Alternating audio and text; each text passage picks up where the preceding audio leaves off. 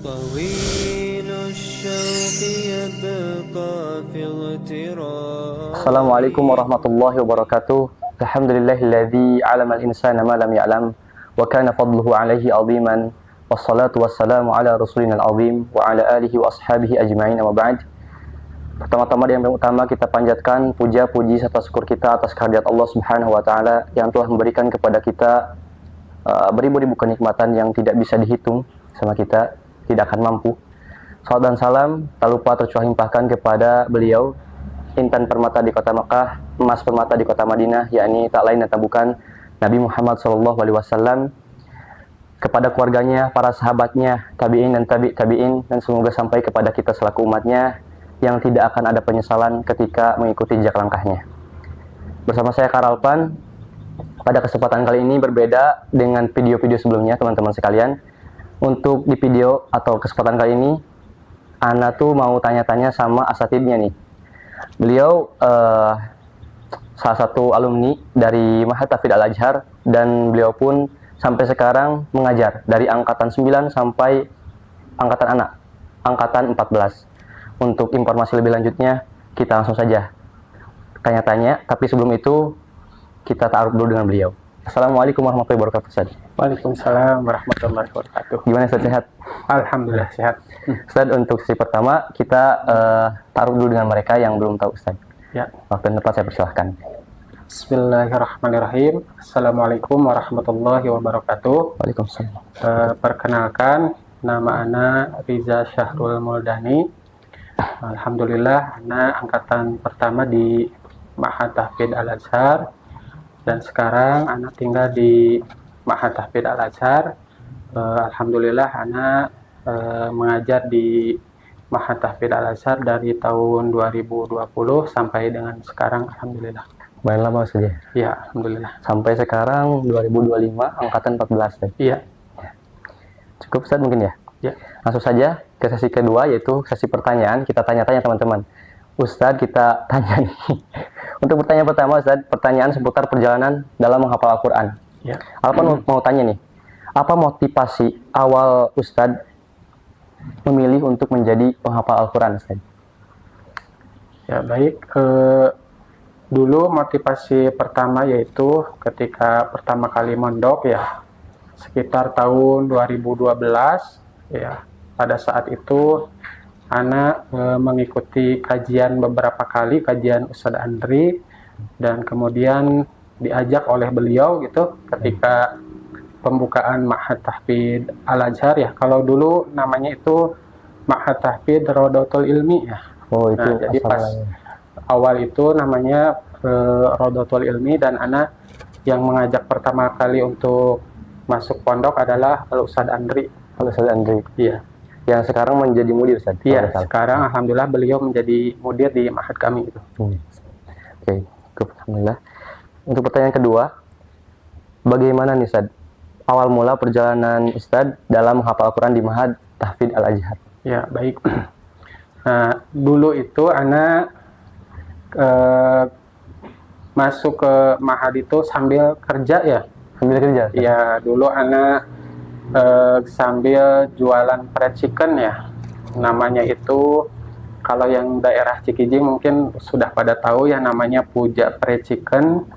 Dan alhamdulillah Ana itu di sana kerja dari tahun 2009 kalau tidak salah.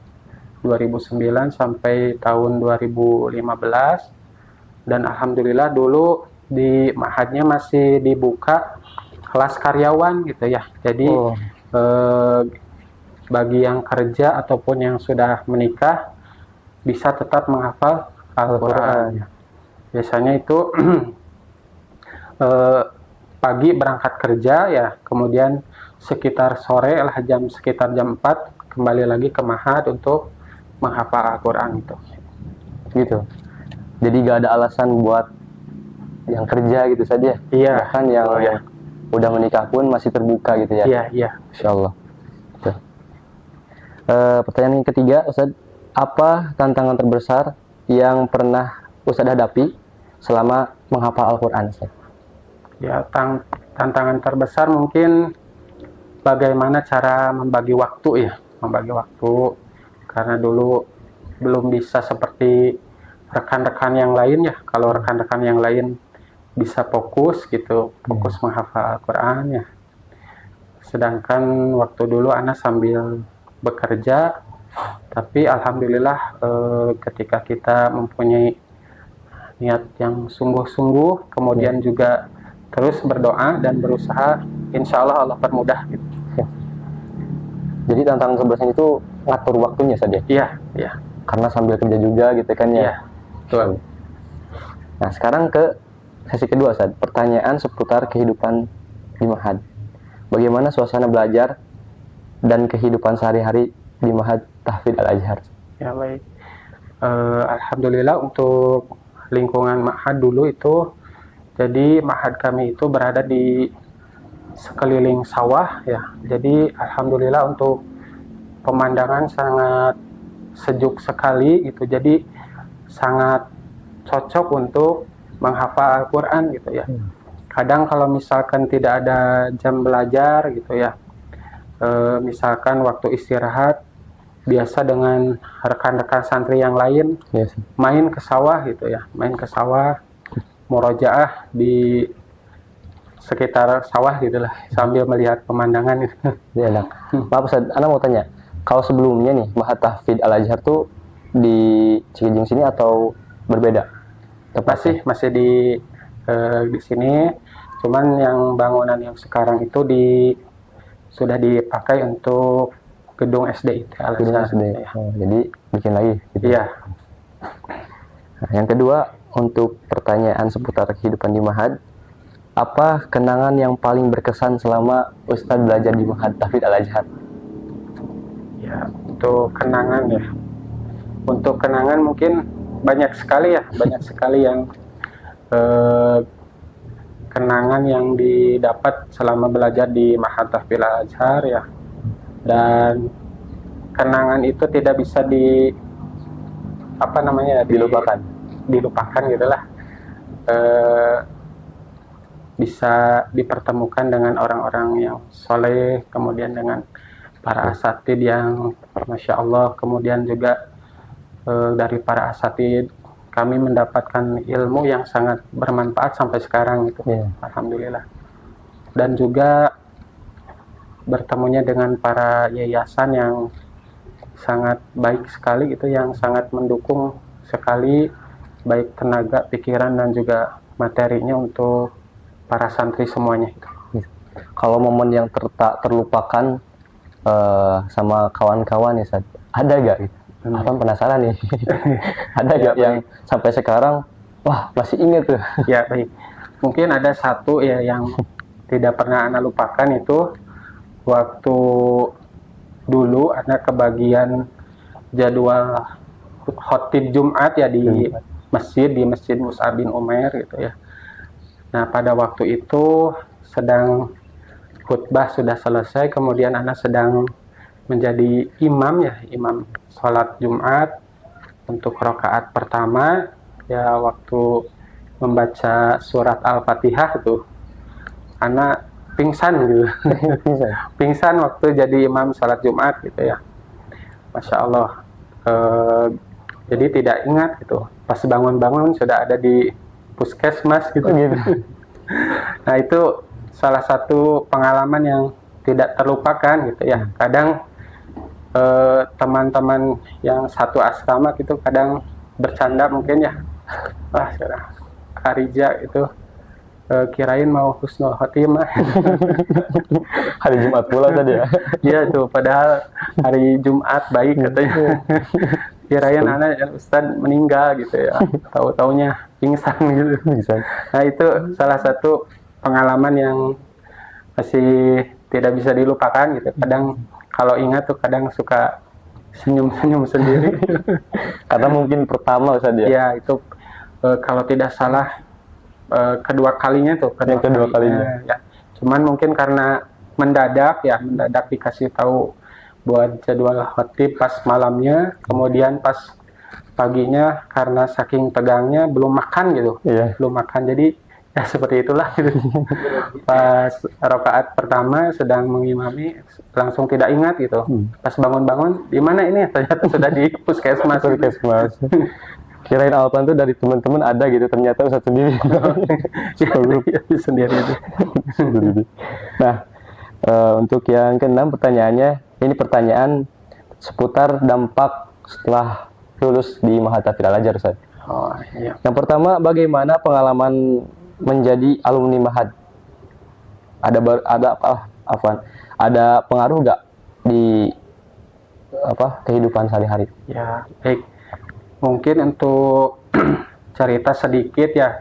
Jadi sebelumnya itu Ana waktu lulus SMA itu pernah ngajar di sekitar rumah gitu ya, di Desa Sukamukti ya, sebelum Ana pindah ke desa yang sekarang Desa Negara Kembang. Nah, pada waktu itu ketika qadarullah harus pindah rumah ya ke Desa Negara Kembang di Kecamatan Cingambul gitu. Kadang pas malam hari kadang suka ngelamun gitu. Masya Allah dulu sebelum pindah itu ngajar gitu ya, bisa mengajar anak-anak, ngajar Iqra, kemudian ngajar hafalan dan lain sebagainya. Sekarang tidak mengajar lagi gitu ya. Ada perasaan sedih gitu ya. Tapi Masya Allah gitu, jalan yang Allah pilih gitu, ternyata Alhamdulillah sampai sekarang bisa mengajarkan lagi Al-Quran gitu, mengajar lagi anak-anak, Alhamdulillah. Gitu. Nah, sekarang buat ada 2 pertanyaan lagi, Ustaz. Ini 2 pertanyaan ini tentang pertanyaan inspiratif lah atau buat penutup nih di video kesempatan kali ini.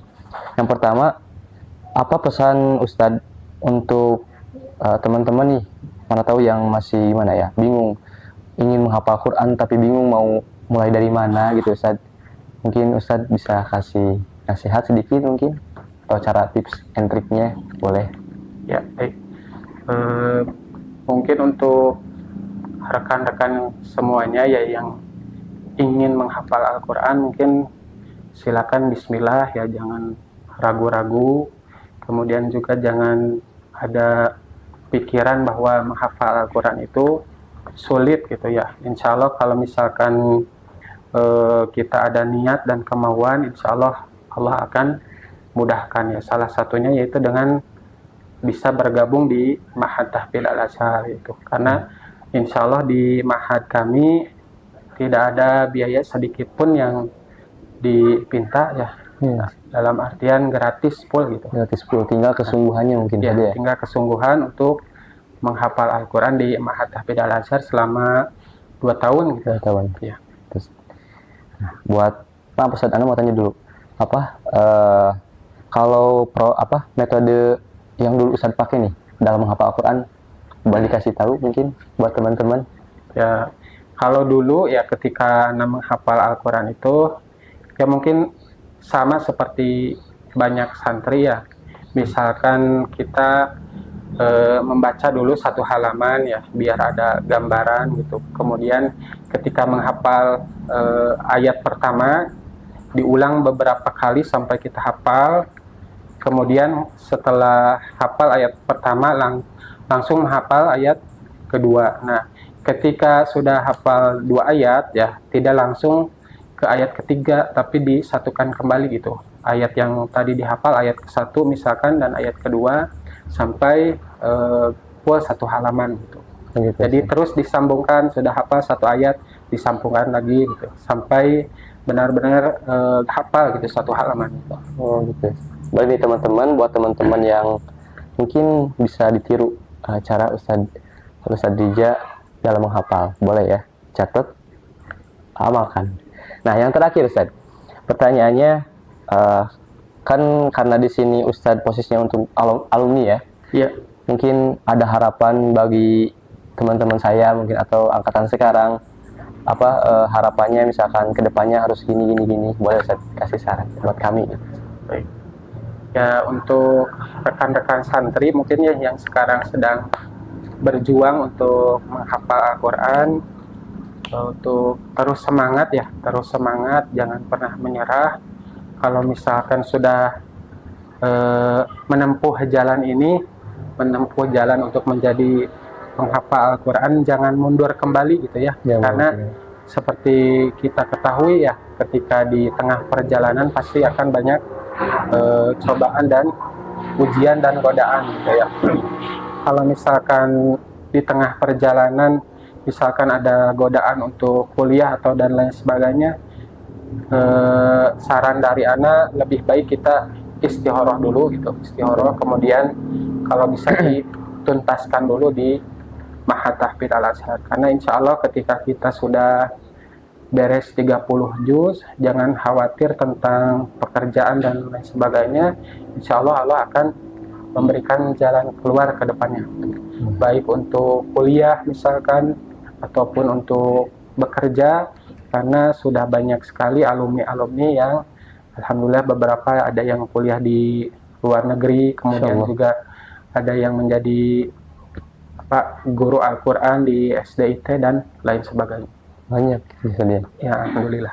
Jadi teman-teman sekalian, untuk di sesi pertanyaan kali ini dicukupkan sekian, dan di acara ngobrol santai bareng Asatidz sekarang ini mungkin yang poin kita mesti ambil dari poin ini adalah nggak ada alasan buat kalian ingin hafal Al-Quran tapi kerja, tapi ada kesibukan yang lain, kuliah dan lain sebagainya. Karena Ana tuh ingat satu hadis Ustadz yang riwayat Bukhari Muslim, katanya salah satunya itu pokoknya sabun nasafi ibadatillah, yang masa mudanya itu pemuda yang masa mudanya dipakai buat beribadah. Itu enggak sama itu awalnya tuh sab'atun yudillumullahu fi dhillihi yauma dhilla illa dhilluh. Ada 7 naungan yang pada saat itu di akhirat kelak tidak ada naungan lagi kecuali naungan Allah. Di antaranya adalah sabun, pemuda nasafi ibadatillah gitu. Dia mau pekerja kah, mau jadi pekerja kantoran kah, mau jadi petani kah, tapi kalau ajamnya sudah kuat untuk menjadi penghafal Al-Quran, tidak ada alasan bagi itu semua. Kayak seperti sekarang Ustadz Dija gitu, kerja saja, Masya Allah, begitu banyak pengalamannya.